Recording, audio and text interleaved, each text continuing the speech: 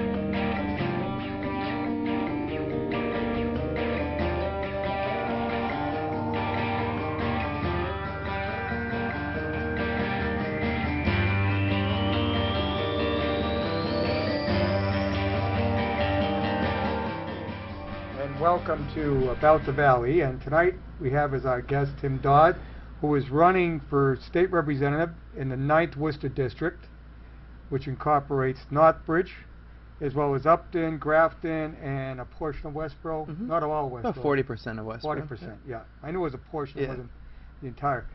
I was looking at, okay. I get nervous when I see the Mm. graphics still up. I wonder if it's working. Mhm. I was looking, I think Uxbridge actually has, I think it has 3 people coming into Uxbridge. I think in my Westboro we actually have 3 as well. Yeah, Yeah. this is So. unusual, I don't know if there's an advantage or a disadvantage. It's interesting. I think you can look at it both ways. I mean, on the Well, one hand, there are 3 people. you got more representation than everyone else. Sure. Yeah. But then again, is that I don't know. I don't know how it works. But then again, that may change. It might. I mean, redistricting is going to happen, I Yep. think, over the next few years, so you Well, never know. yeah, well, it has to take place after this Yeah, election. right. 2012 is the year of the 2011 is the year of the redistricting, and 2012 would be the first year that there's an election in the new Yep. districts because the census is now complete. Yeah, so next time around it'll Yeah. be in place. So And whatever that'll be happens. one of the jobs that the legislature will be It taking is. on Yeah. come January 1st, Yeah, it's which true. you're hoping to do. Hoping to. Yeah, it's working hard. So. Now, that's why one of the first questions I always ask a candidate who, I don't ask someone who's already there because I know why they're there because they want to be. Sure. and pretty much so. But it's not an easy thing to do to run for office. And the higher you go, the tougher it is. The bigger the district, the higher. You run for local office, okay, you deal with in your town. You're running in a state rep's office, you're dealing with multiple towns. If you run for state senate, you're dealing with a lot of towns. And as you go up, congressional, it's just it's just a lot of Sure, a definitely. lot of coverage, it's a lot of work. It is. So, what makes you want to run? I've always had a passion for public service, and I say always it's more of an implicit than explicit from my parents, but my dad was actually a selectman the year I was born in Westboro in 1980, and my mom was a public school teacher actually here in Northbridge. And so they never really pushed me, when I was a kid, to either go into teaching or go into public service. But I think inherently I led, kind of through their examples, I've always had the passion and the interest. So that drove me actually to go to college in Washington, D.C. I attended American University. I held several internships when I was there. Actually, we were talking before it started about Congressman McGovern. I interned in his office. I interned at the White House during their Millennium Council time. And then, I decided to come home back to where I grew up, and I've been a member of the Westboro Board of Selectmen since 2007, currently in my 4th year. And, I've always had a passion, as I was saying, for public service. And, I realized when I was an undergraduate in college, I learned about Dillon's rule, which essentially, obviously, is that all the power a municipality has comes from the state. And so as a selectman, it's kind of, I live, even as a teacher, public employee, I kind of live every day, kind of the limits that state government imposes and rules and regulations and things like that on local municipalities. And so I felt it was, important for me to give voters a choice and offer, a fresh perspective in this district. And so, I made the decision. It was a very hard one, as you can imagine, as you said. Yeah. I mean, we've knocked on 7,000 doors. I've worn out 2 pairs of shoes. I hope to lose a little bit more weight than I lost. That was, one of the things I hope to do by door knocking. Yeah. But look, win or lose in this election, I think, November 3rd, after I sleep for about 20 hours, I'll be able to look back at it as a positive experience. But it always is an experience. I mean, if you take something out of it, then it's well worthwhile. Right, that's true. Win or lose, if you take something away from it. You did. I caught what you said about, the towns are very limited in their powers. A lot of people don't realize that you're incorporated as a community, but you're incorporated under the state. Right. And the state, in essence, can come in at any time and take over. Yes, it can. And it's happened, in some communities. Yeah, it's called receivership. Right, yeah. It happened, I believe it was Chelsea. Yep, recently. And I think Springfield's kind of been on the brink of it. Springfield's on very close. It's been close for a while. And so that is why people don't realize that you really don't have as much say as you might think you have. But you do at the town level, and I always found that that's where politics is the purest. Because people can be right there with decisions. Well, in a lot of cases now, you have representative town meeting in Westboro. No, right? We actually have open town meeting. You have open town we meeting. do, yeah. Oh, So okay. we're a town, the census projection show Westboro to be about 21,000 people by the new census. But we have about almost 12,000 registered voters. And I was actually talking today to somebody about that, because at our last town meeting we had about 160 people at the height come, so that's barely, not even 1%. We're the same way. We have a population that hovers around 13,000 now, and if you get 100 people, we got about 8,000 registered voters. And like I say, you don't get that. You don't have 8,000. Right. We don't have 8,000 show up for an election. Never mind Right. show up for a town meeting.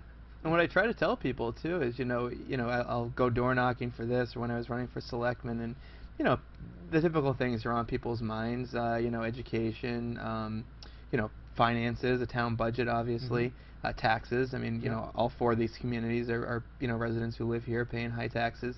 And then I'll say to someone, well, did you go to the town meeting? And my opinion is we have the purest form of democracy, really, that's still left in the world, through town meeting. And some people I've talked to have said, well, they feel like it's already decided, by the finance committee before it gets there. But the reality is, you can even get involved at that beginning. Right. Apply for an opening, show up at a meeting, that you're interested in. But there again, the finance committee presents the budget at the town meeting. But that doesn't mean it passes. It doesn't. And often it doesn't. Or often it's modified and amended. I got to say, at Northbridge, it's kind of rubber stamped through. Yeah. But there's not that many people show up. But the moderator is quite specific, and he goes down line by line, and you can raise a question to it, and he will go back, and they will have to address that. Yeah.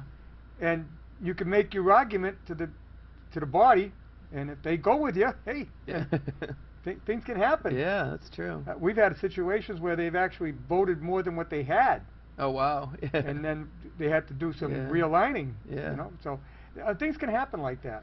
Yeah, I mean, I think it's a fascinating concept, town meeting, and I think it's a great thing that we still do it. I mean, one of the issues, we struggle with, I'm sure, as you were saying, Northbridge struggles with is how do you get people there? How do you get people involved? And, we just recently did a survey in the town of Westboro, looking at, because right now we do it in May on a Saturday, and before that we did it in March on a Saturday.